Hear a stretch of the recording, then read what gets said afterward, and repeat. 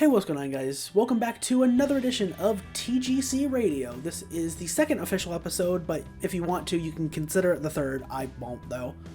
But nonetheless, this is a plain old normal episode. I don't really have much to talk about aside from the week-to-week stuff, which is the meat of the series that I want it to be. So, yeah, we'll go there. We finished off in episode 1 with the last week of November, and now let's jump straight into my most listened to music from December 1st to December 7th. We're going to kick off with artists like we always do. So my number one most played artist is a tie between Against the Current and Saint Asonia.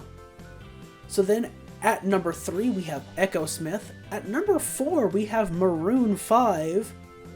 At number 5 we have Taking Back Sunday. At number 6 we have Spanish Love Songs. And I have a few more because 4 individual songs in this week. I didn't really listen to too many songs on repeat or anything like that, so there's not much to talk about with songs.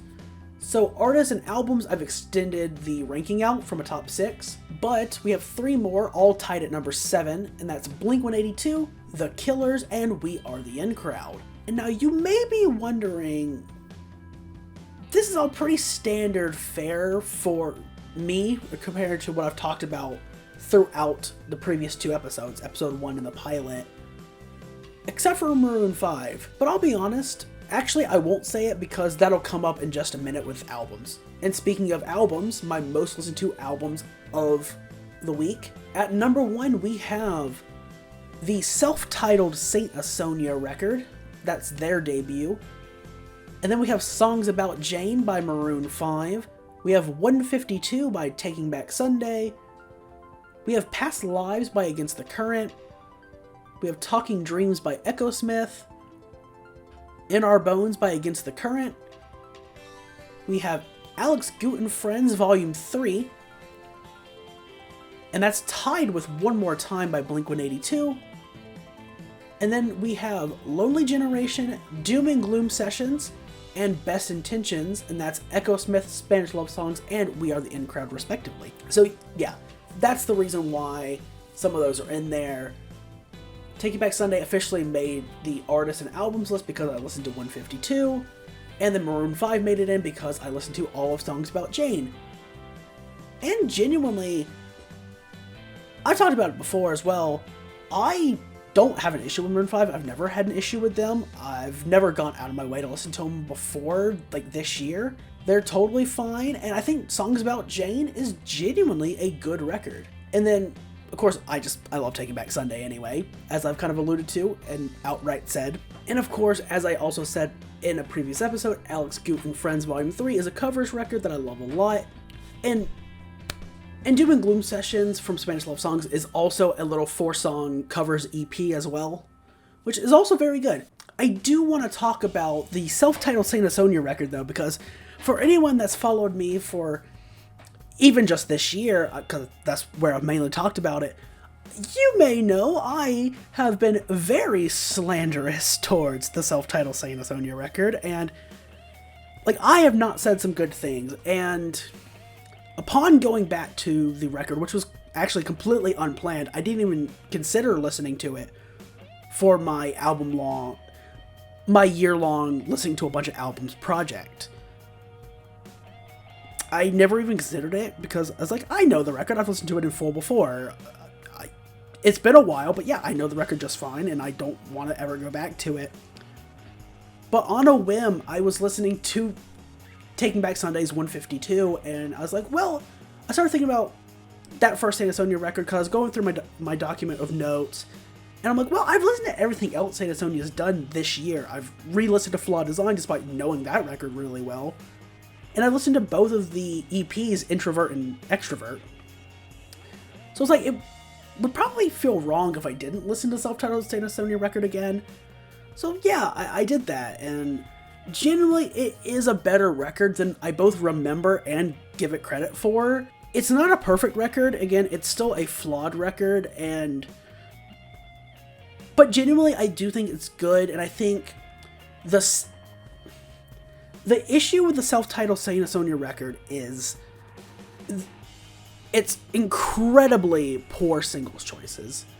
The singles are the weakest songs on that record. Of the 3 singles they had for that record, at least pre-release anyway, the best one is Blow Me Wide Open.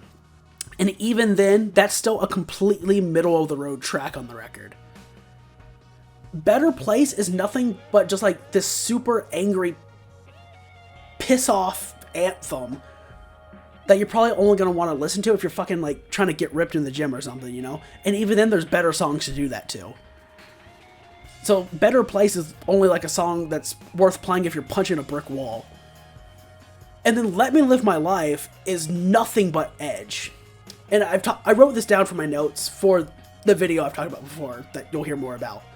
But Let Me Live My Life is nothing but edge, and it makes me cringe so fucking hard that I used to shout the lyrics to that motherfucker at the top of my lungs. And I'm like, oh, that is awful. Because, like, that song, like, the guitar work is interesting. I'll give Mike credit for that. But, like, it's nothing but edge. It's even, like, overly edgy for Adam's lyrics. And if you look at some of the edgiest stuff Adam wrote in 3 Days Grace, like, we'll use I Hate Everything About You, because that's also edgy as fuck. Let Me Live My Life doesn't have any of the charm that I Hate Everything About You somehow has. Like, it's not a good song. The singles are the weakest songs on that record.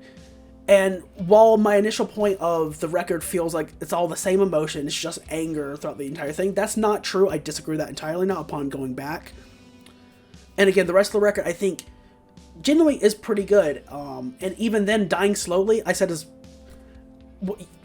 Dying Slowly was obviously a highlight. And even then, it's still a good song, but it's nowhere near the best song on the record either. So, yeah. I will say that. I want to get that out there. It's a lot better of a record than I remember and gave it credit for, but it's not perfect. The singles are the worst songs on that record, but as long as you avoid the singles, minus probably Blow Me Wide Open, I still think that's a fine song. It's just, again, it's better than Better Place and Let Me Live My Life, but worse than, like, most of the other songs. But if you avoid the singles, for the most part, again, I think the record's fine. And you could freely check it out, even before Flawed Design. I do still think you should probably listen to Flawed Design first, because it's, again, I think the best writing Adam's ever done for a record. But if you start with the self-titled, that's fine. Again, just don't listen to the singles on that record. Please don't. Or do, and maybe you completely disagree with me, but I think, yeah, the singles are the weakest songs on that record. And that's where I'll leave that. And then if we add on my most played songs, like I said, I didn't play very many songs throughout the week, like on repeat or anything. So there's only 3 to talk about. And that is PATT, Pretty All the Time by Against the Current. And that's Leaving Minnesota by Saint Asonia from that first record. And Smile Like You Mean It, of course, originally by The Killers, but this is a cover by Spanish Love Songs. And yeah, those are my most played tracks of the week. And there's just not really much else to talk about. 4 songs. So yeah. But yeah, ultimately, that's really all I have to talk about for TGC Radio this week. I gave you my most listened to artists, albums, and songs, and gave you a few more artists and albums because songs just didn't have much to talk about. And I also let you know that my opinion on the self-titled Saint Asonia record has changed, but don't listen to the singles, please don't. But nonetheless, that is mainly a conversation for a different time, and I will have that conversation, don't you worry.